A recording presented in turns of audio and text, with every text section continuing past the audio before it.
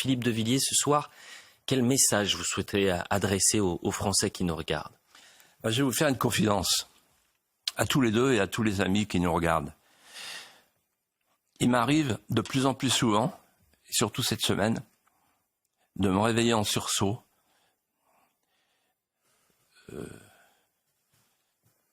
taraudé par une angoisse, bousculé par des questions vertigineuses. Que vont devenir les petits Français dans 20 ans, dans 30 ans?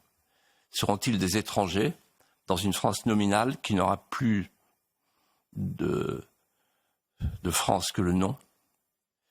Sur une terre exotique où ils devront apprendre des mœurs d'une autre civilisation qui ne sera plus celle de leurs grands-parents?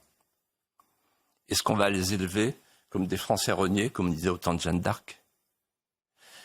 Et puis au moment de me rendormir, je suis bousculé par d'autres questions.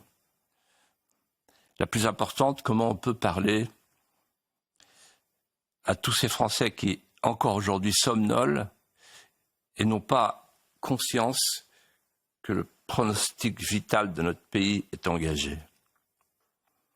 Et je me dis, est-ce que j'ai jeté toutes mes forces dans la bataille? Non. Or, nous vivons un moment inouï. Le temps politique connaît une accélération phénoménale. Nous sommes devant une opportunité historique.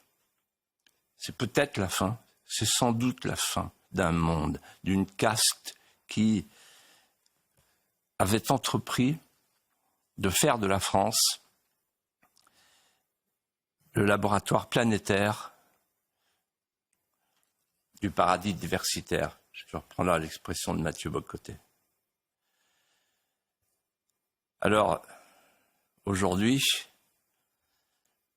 devant cette situation, il faut que tous les Français comprennent que nous sommes au bord du gouffre. À la France qui veut rester la France, je dis ceci: ne vous laissez plus intimider, ne vous laissez plus culpabiliser, ne vous laissez plus désigner par les incendiaires et les démolisseurs, n'écoutez plus les glapissements des renards rusés qui, la queue enflammée, traversent la forêt, se retournent vers vous en disant « c'est vous qui avez mis le feu ». N'écoutez pas, n'écoutez plus le parti de l'étranger qui est à l'œuvre, comme toujours dans les situations d'abaissement du pays, avec sa voix paisible et rassurante.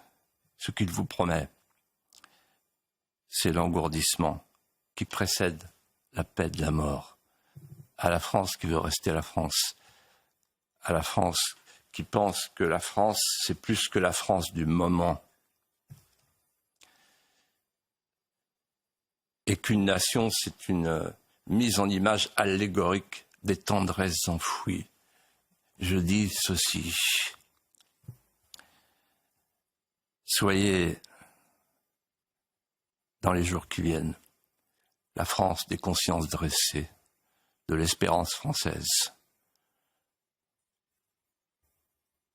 On est en juin 40. Levez-vous.